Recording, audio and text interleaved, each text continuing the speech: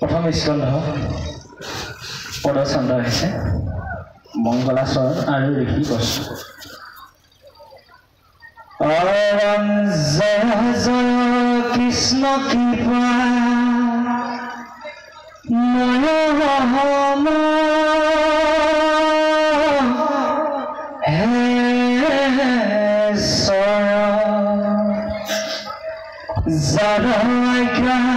জাহিৰে বহে ব্ৰহ্মা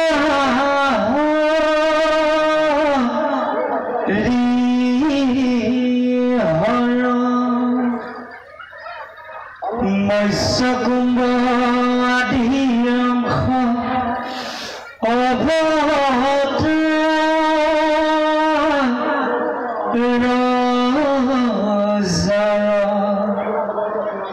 ঈশ্বৰ কৃষ্ণ কোটি কোটি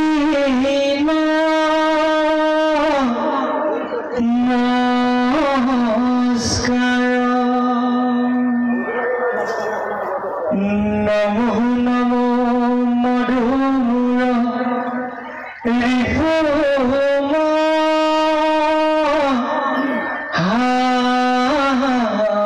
হৰি অন্তেজ উত্তম হাতী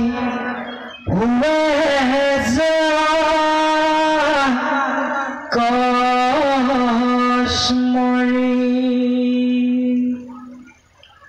সমস্তে জগত ধাৰ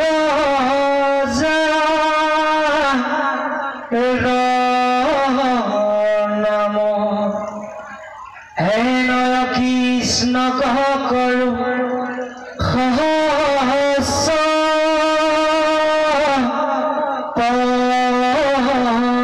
নাম কৃষ্ণ শ্ৰীৰামন্ত ভগৱন্ত ভক তৰ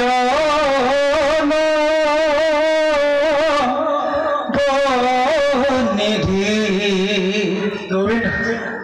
হৰি স্মৰণে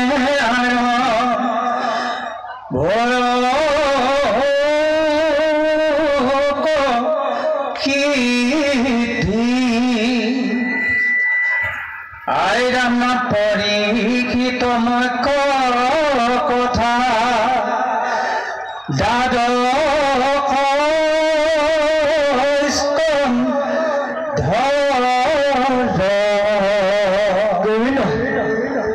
কৃষ্ণৰ চৰণে ধৰে কি কৰো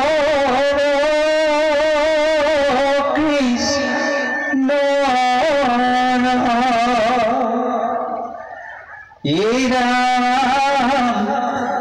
প্ৰথম স্কন্ধৰ পৰা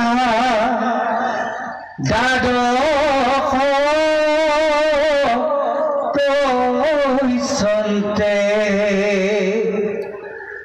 কহিলাৰ দাত মহা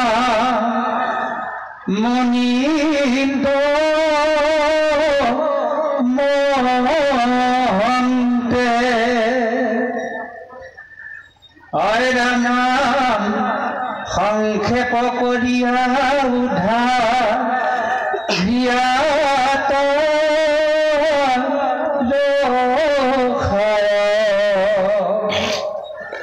শংকৰে ৰচিলা কৃষ্ণ চৰিত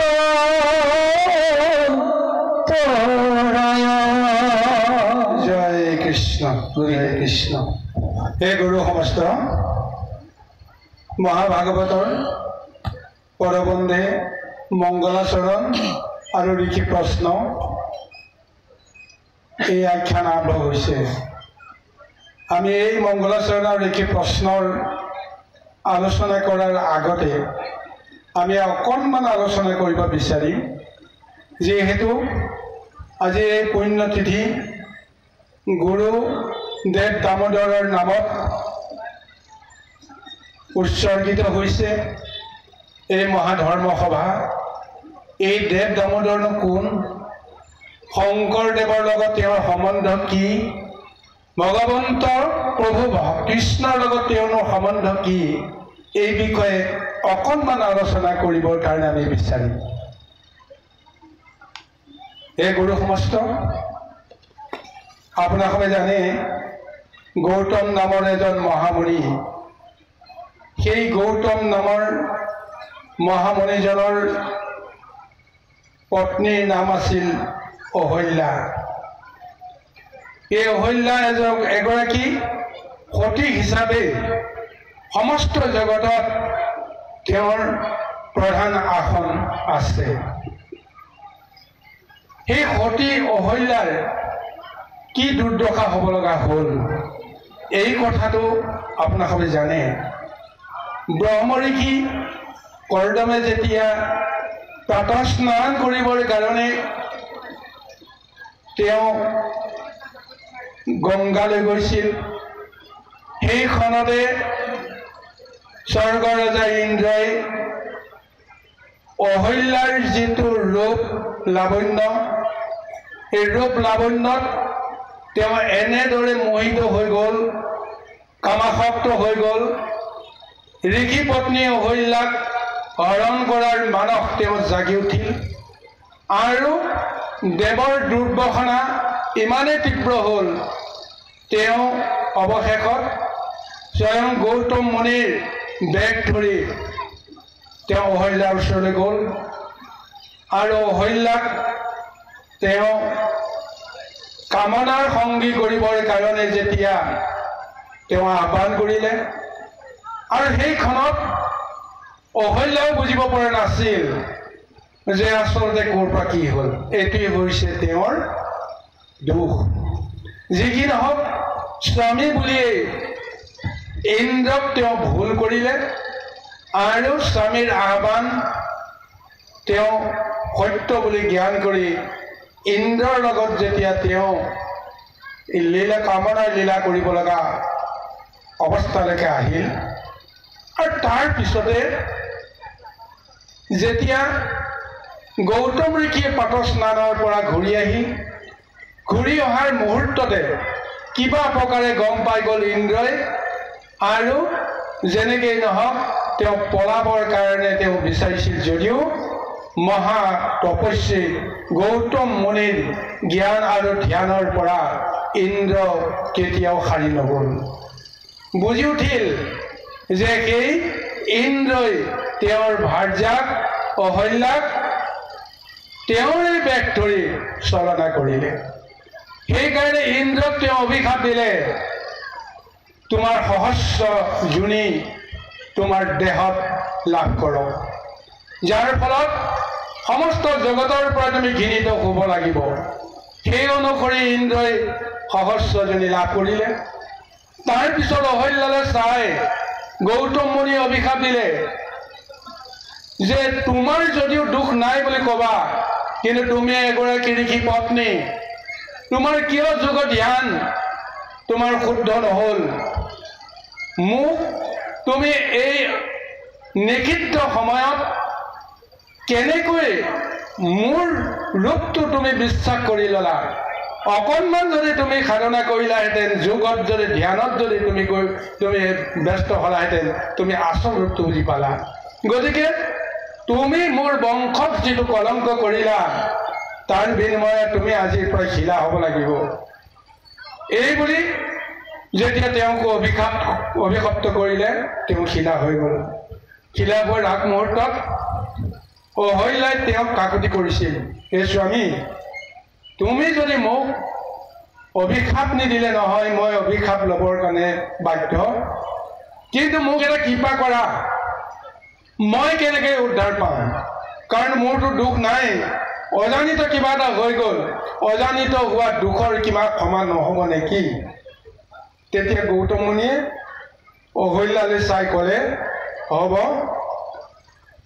ভগৱন্তই যেতিয়া তোমাক কৃপা কৰিব, তেতা যুগত যেতিয়া ভগৱন্ত আহি ৰাম অৱতাৰ ল'ব, সেই ভগৱন্তৰ ৰামে তোমাৰ শিৰত যেতিয়া চৰণৰ ধূলি দিব, সেদিনাখনি তুমি মুক্ত হ'বা। এই বুলি অহল্যাকো অভিশপ্ত কৰিলে। আৰু সকলোৱে জানে বনবাসৰ সময়ত ৰামচন্দ্ৰই সেই গৌতম মুনিৰ ভাৰ্যাক শিলাৰ পৰা মহামুক্তি প্ৰদান কৰিলে। কিন্তু ইফালে পুনৰ ধ্যানত বহিল গৌতম মুনিয়ে, বিষ্ণুক তেওঁ আৰাধনা কৰিলে। বিষ্ণুক আৰাধনা কৰি যেতিয়া বিষ্ণুৰ চৰণত তেওঁ নিবেদন কৰিলে, হে প্ৰভু, যুগ যুগলৈকে মোৰ বংশৰ কলংক হৈ গ'ল, মোৰ পত্নী বা মোৰ ভাৰ্যা তেওঁ কলংকিত হৈ গ'ল, এই কলংকময় মোৰ বংশটোক তুমি মোক কি পৰ্যায় উদ্ধাৰ কৰা। তুমি মোৰ বংশক উদ্ধাৰ নকৰিলে মই এই বংশৰ কোনো দিন মই দুখমুক্ত হ'ব নোৱাৰিম। তেতিয়া স্বয়ং প্ৰভু ভগৱন্ত তেওঁ আশ্বাসিত কৰিছিল, হ'ব, মই কলিযুগত মই নিজেই অৱতাৰ ধাৰণ কৰি সেই অৱতাৰ সূত্ৰে তোমাৰ বংশৰ যিটো কলংক মইতো মোচন কৰিম। আৰু এয়াই হৈছে মহাভাগৱতৰ মহাতত্ব, মহাশাস্ত্ৰৰ মহা ৰহস্য।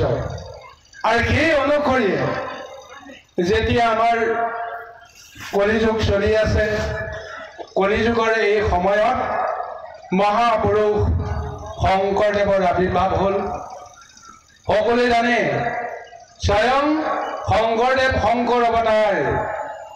শংকৰৰ মাকেই শংকৰক স্তুতি কৰি শংকৰক জন্মৰ কাৰণত শংকৰৰ কৃপা লাভ কৰি শংকৰকেই পুত্ৰ হিচাপে লাভ কৰিছে। বিভিন্নজনে বিভিন্ন ব্যাখ্যা দিয়ে, সেইটো বেলেগ কথা, কিন্তু আমি যিখিনি পাইছোঁ সেইখিনি অনুসাৰে শংকৰে নিজে জানে মই শংকৰ অৱতাৰ। সেই শংকৰদেৱৰ লগত সদানন্দ নামৰ গৌতম বংশৰ শেষ যিজন প্ৰতিনিধি সেই সময়ৰ, সেইজনৰ লগত এক মহা বন্ধুত্বৰ সম্বন্ধ আছিল। আৰু সেইকাৰণে তেওঁলোকৰ মাজত সঘন যোগাযোগ থাকে। আৰু যেতিয়া সদানন্দৰ ৩ নম্বৰ পুত্ৰজন জন্ম হ'ল, সেই ৩ নম্বৰ পুত্ৰজন জন্ম হোৱাৰ লগে লগে মনৰ আনন্দত সদানন্দই শংকৰদেৱক সেই শিশুটোক যেতিয়া দেখুৱাইছিল, তেতিয়াই শংকৰদেৱে চিনি পালে যে আচলতে এইজন কোন। লগে লগে তেওঁৰ মনত ধাৰণা আহি গ'ল যে যিজনৰ কাৰণে মই ইমান দিনে অপেক্ষা কৰি আছোঁ সেইজন এইখন সংসাৰলৈকে আহি গ'ল। সেই সদানন্দৰ শিশুটিৰ কঁকালত ৰছীৰে বান্ধি থোৱা এটা চিন দেখা পাইছে। আৰু দেখা পাই কৈছে যে এইজন আন কোনো নহয়, এইজন স্বয়ং দামোদৰ। কৃষ্ণ যেতিয়া লীলা কৰিবৰ কাৰণে সংসাৰলৈ আহিছিল, যশোদাই যেতিয়া তেওঁক যেতিয়া কঁকালত বা গোটেই দেহত বান্ধি বা কঁকালৰ জৰিয়তে গোটেই বান্ধি উৰলত যেতিয়া তেওঁক ৰাখি থৈছিল, তাৰপিছত নিজৰ কৰ্মখিনি কৰিবলৈ যাওঁতে সেই সন্ধিখনতে কৃষ্ণই বান্ধি থৈ দিয়া সেই উৰলক কঁকালত টানি বান্ধি থোৱা জৰিডালৰ সৈতে আঁঠুকাঢ়ি টানি টানি আহি বাৰীৰ পিছফালে থকা প্ৰকাণ্ড দুডাল অৰ্জুন গছত লাগি সেই অৰ্জুন গছ দুডাল ভাঙি গ'ল। কুবেৰৰ দুজন যম সন্তান মণি আৰু গ্ৰীবা, এই মণি গ্ৰীবা নামৰ কুবেৰৰ 2জন সন্তান বৃক্ষৰূপত নাৰদৰ অভিশাপত অভিশপ্ত হৈ আছিল। আৰু কৃষ্ণই উৰল টানি উৰলৰ টানত সেই গছ দুডাল ভাঙি পেলালে আৰু সেই কুবেৰৰ সন্তানক নাৰদৰ সাপৰ পৰা মুক্ত কৰিলে। আৰু এই জৰিডালৰ যিটো চাপ কৃষ্ণৰ কঁকালত আজীৱন আছিল, সেই চিনটোকে লৈ যেতিয়া সদানন্দৰ গৃহত জন্ম হোৱা বুলি জ্ঞান কৰিলে, লগে লগে শংকৰদেৱে সদানন্দক কৈ দিলে যে স্বয়ং মাধৱ দামোদৰ আহি তোমাৰ গৃহত জন্ম ল'লে, আৰু এইজনেই হৈছে দামোদৰ, এইজনৰ নামেই দামোদৰ, গতিকে দামোদৰ নামেৰে মই ইয়াক সদায় সম্বোধন কৰিম। এয়াই হৈছে প্ৰভু ভগৱন্তৰ মহালীলা। আৰু সেই কৃষ্ণ আৰু দামোদৰে প্ৰকৃতপক্ষে লগ লাগি মহাভাগৱত অসম মুলুকত জগতক প্ৰদান কৰিলে। সকলোৱে মানি লৈছিল, এতিয়াও মানি লৈ আছে।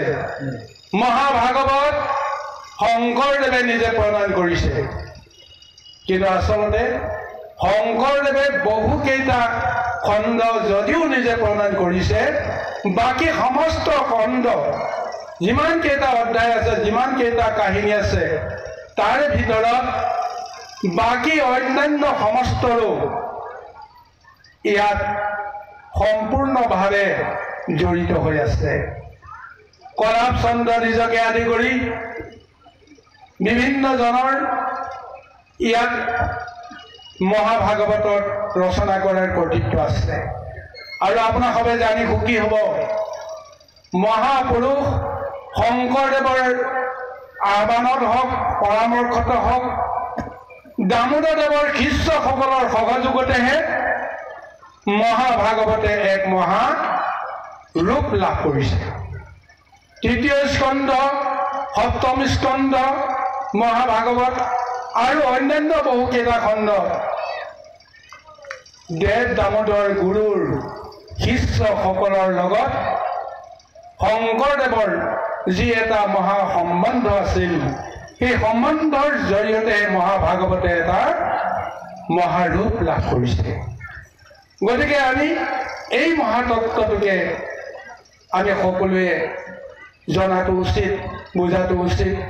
যোনে যেনেকেই নহওক কিয়, আধ্যাত্মিক দৰ্শনত শংকৰ, মাধৱৰ, হৰিদেৱৰ বাহিৰে এই অসম মুলুকত অন্যান্য কোনোৱে এই মহা বৈষ্ণৱ ধৰ্ম বা আধ্যাত্মিক দৰ্শনত অংশগ্ৰহণ কৰা নাই। গতিকে আমি এই সুযোগতে শংকৰদেৱক যেনেকৈ মান্যতা দিব লাগিব, ঠিক তেনেকৈ আমি দামোদৰ দেৱকো আমি কেতিয়াও ওলাই কৰাটো আমি নিবিচাৰোঁ। সকলোৱে মান্যতা দিয়ক। আধ্যাত্ম জগতত চাৰি গুৰুৰ যিটো মহা সংযোগ, সেই সংযোগক সাৰথি কৰি আজি আধ্যাত্মিক জগতে এনেকুৱা এটা প্ৰাণ পাই আছে। বাৰু যি কি নহওক, এই মহাভাগৱতৰ শুভাৰম্ভত আমি গুৰুদেৱ দেৱ দামোদৰৰ শ্ৰী চৰণত কৌটি কৌটি প্ৰণিপাত জনাই পৰবন্ধে বিষয়সমূহ আলোচনা কৰিবৰ কাৰণে আমি আগবাঢ়িছোঁ। এতিয়া এই মহাভাগৱতত আৰম্ভণিতে পৰবন্ধে এনেদৰে বৰ্ণনা কৰা হৈছে, জয় জয় কৃষ্ণ কৃপাময় মহেশ্বৰ, যাৰা আজ্ঞা ক্ষীৰে বহে ব্ৰহ্মা হৰিহৰ। যিজন কৃষ্ণক আমি আজি সকলোৱে বুজিবৰ কাৰণে যত্ন কৰিছোঁ, এইজন কৃষ্ণ কোন আমি সেইটোকো জানিব লাগিব। সেইজন কৃষ্ণই যি কৰে কোনোদিন তেওঁ পৰাজয় নহয়, সদায় তেওঁ জয়ে হয়। তেওঁ সমস্ত জগতক কৃপা কৰে, তেওঁ ঈশ্বৰ ঈশ্বৰ মহামহেশ্বৰ। আৰু সেইজন কৃষ্ণই যাক সোঁৱৰণ কৰিলেহে, যাক সেইজন কৃষ্ণই আশীৰ্বাদ কৰিলেহে সমস্ত সাধন হয়। তাৰ ভিতৰত এই মায়াময় সংসাৰত ভগৱন্তে নিজৰ শক্তিৰে তিনি দেৱক ৰচনা কৰিছিল, জন্ম দিছিল, ব্ৰহ্মা, হৰি, হৰ। তাৰ মানে ব্ৰহ্মা, বিষ্ণু, মহেশ্বৰ। যি বিষ্ণুক আজি আমি কৃষ্ণ বুলি কওঁ, বিষ্ণুৰ 10 অৱতাৰ, 24টা অৱতাৰ বুলি আমি যিটো আমি বিশ্লেষণ আনো, সেই বিষ্ণু কাৰ আজ্ঞাবাহী? কোনোবা এজন নেদেখা শক্তিৰ তেওঁ আজ্ঞাবাহী। যাক আমি সদাশিৱ শংকৰ বুলি কওঁ, তেওঁ কোনোবা এজন নেদেখা জনৰ আজ্ঞাবাহী। গতিকে ভাগৱতে কৈছে সেইজনে কৃষ্ণ, যাৰ আদেশ মতে ব্ৰহ্মাও কৰ্ম কৰে, বিষ্ণুও কৰ্ম কৰে আৰু হৰও কৰ্ম কৰে। অৰ্থাৎ কৃষ্ণ নামৰ তত্ত্বটো যদি আমি বিশ্লেষণ কৰোঁ, কৃষ হেন শব্দ এইটো পৃথিৱীবাচক হয়, ন আনন্দত প্ৰৱৰ্তয়। দুয়ো অক্ষৰ মিলি পৰম ব্ৰহ্ম ৰূপ কৃষ্ণ নাম আনন্দক মাথো কয়। মহাপুৰুষ মাধৱদেৱেও এই কৃষ্ণৰ যিটো মহা শক্তিক এনেদৰে বিশ্লেষণ দিছে। যিজনে কেৱল জগতত কৰ্ম কৰে, কৃষি কৰে আৰু কৰ্ম কৰি উৎপাদন কৰি আনন্দ লাভ কৰে, সেইজনে হৈছে কৃষ্ণ। এইখন সংসাৰ কোনে সৃষ্টি কৰিলে? সেই নেদেখা এজন কোনোবা শক্তিয়ে, কোনোবা কৃষ্ণই এই নেদেখা জগতখন সৃষ্টি কৰিলে। সেই নেদেখা জগতৰ তত্ত্বখিনিকে লৈ ২৪টা মহাতত্ত্বক লৈ লৌকিক জগত এখন নিৰ্মাণ কৰি দিলে।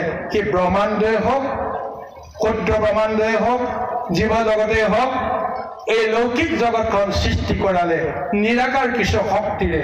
আৰু সেই নিৰাকাৰ শক্তিখিনিকে লৈ আমি মানৱৰূপী দেহ বা অন্যান্য জীৱবিলাকে কৰ্ম কৰি আছে, জ্ঞান লাভ কৰি আছে। ধৈৰ্য, সৌৰ্য, ক্ষমা, দয়া, হিংসা, দেহ, ঈৰ্ষা ইত্যাদি ইত্যাদি এই ভাল বেয়া সমস্ত গুণ, এই গুণবিলাকো প্ৰকৃতপক্ষে নিৰাকাৰ। এই গুণবিলাকক কোনেও হাতেৰে চুই দেখুৱাই দিব পৰা অৱস্থাত নাই। এই নিৰাকাৰ শক্তিটো বাহিৰতো আছে, ভিতৰতো আছে। সেইকাৰণেহে সেইজনৰ আশ্ৰয় লোৱাৰ বাহিৰে জগতত একো নাই। গতিকে সেইজন কৃষ্ণক আমি কৌটি কৌটি নমস্কাৰ নকৰিলে আমি নিজৰ পৰিচয় নাপাওঁ, জগতৰ পৰিচয় নাপাওঁ। আৰু এইখন জগতক তেওঁ নিৰ্মাণ কৰিছে কি কাৰণে?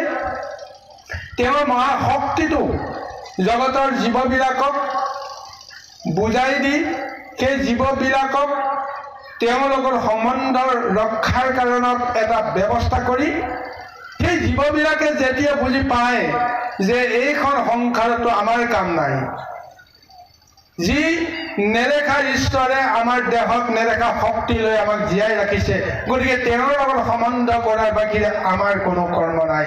এনেদৰে আধ্যাত্মিক জ্ঞান যিসকলে লাভ কৰে সেইসকলে সংসাৰৰ পৰা উদ্ধাৰ পায়। আৰু সেই সকলক উদ্ধাৰ কাৰণে কৃষ্ণই লীলা কৰে। এইজন প্ৰভুৱে তেওঁ ২৪টা মহা অৱতাৰৰ জৰিয়তে যিমানবিলাক লীলা কৰিলে, এই লীলা কৰাৰ সমস্ত বৰ্ণনাখিনি কোনোবাই যদি শ্ৰৱণ কৰে, কোনোবাই যদি কীৰ্তন কৰে, তাৰে জৰিয়তে সেই কৃষ্ণৰ মহাশক্তিটো দেহৰ ভিতৰত জাগ্ৰত বা উদ্ধাৰ কৰিবৰ কাৰণে সমৰ্থ হ'ব পাৰে। আৰু তেতিয়াই তেওঁ সৰ্ব কাৰ্য সিদ্ধি হ'ব পাৰে। সেইজন কৃষ্ণৰ শ্ৰীচৰণত সমৰ্পিত কৰিয়েই আমি নিজকে বিষয়ৰ কৰ্মত আমি জড়িত হোৱা দৰকাৰ। সেইকাৰণে কোনোবা এটা শুদ্ধ কৰ্ম কৰিবলৈ যাওঁতে আমি গুৰু বন্দনা কৰিব লাগে, ঈশ্বৰ বন্দনা কৰিব লাগে। নেদেখাজনৰ ওচৰত আমি শৰণ লৈ আমি যদি কৰ্ম কৰিবলৈ যাওঁ, তেতিয়াহ'লে সেই নেদেখাজনে যিটো ৰূপ লৈ গুৰু ৰূপত গুৰু মূৰ্তি ধৰি আছে, গুৰুৰ কৃপা, গুৰুৰ আশীৰ্বাদ পালেও ঈশ্বৰৰ আশীৰ্বাদ পোৱা যায়। সেই নিয়ম আৰু নীতিৰ মাজেৰে যি কৰ্ম আমি কৰিবলৈ নাযাওঁ কিয়, সেই কৃষ্ণৰ চৰণৰ শৰণাপন্ন হোৱাৰ বাহিৰে গত্যন্তৰ নাই। আজি মহাপুৰুষ শংকৰদেৱেও আজি এই তত্ত্বখিনি জানিয়েই বুজিয়েই তেওঁ সেই নেদেখাজন পৰম ভগৱন্ত কৃষ্ণৰ শ্ৰীচৰণতে তেওঁৰ আত্মা নিবেদন কৰিছে। আৰু তেওঁৰ মহালীলা শ্ৰৱণ আৰু কীৰ্তনৰ সুবিধাৰ কাৰণে পাদতিকা নিৰ্মাণৰ তেওঁ যেন শক্তি দিয়ে, বুদ্ধি দিয়ে, তাৰ কাৰণে আজি পৰম প্ৰভু ভগৱন্তৰ ওচৰত তেওঁ নিজকে প্ৰাৰ্থনা কৰিছে। আৰু সেই প্ৰাৰ্থনাৰ জৰিয়তেহে তেওঁ জগতৰ কাৰণে এই মহাভাগৱত ৰূপ দিবলৈ অগ্ৰসৰ হৈছে। আহক গুৰু সমস্ত, ইয়াৰ পিছত আমি পৰবন্ধে আগুৱাবলৈ যাওঁতে যথাযথভাৱে কিছু আলোচনা কৰি যাম। আমি আৰম্ভণিতে সমস্ত কথা হাত ধৰি কিছু শংকৰদেৱ, দামোদৰদেৱ আৰু মহাপ্ৰভু ভগৱন্তৰ মাজতনো প্ৰকৃততে কি সম্বন্ধ তাৰ বিষয়ে কিছু আলোচনা কৰিলোঁ। এই আলোচনাত যদি কিবা দুখাদুখ হৈছে আপোনাৰ সবাই মৰিখন কৰিব বুলি আশা কৰি আমি পদৰ মাজলৈকে আগুৱাই যাওঁ। কৃষ্ণ।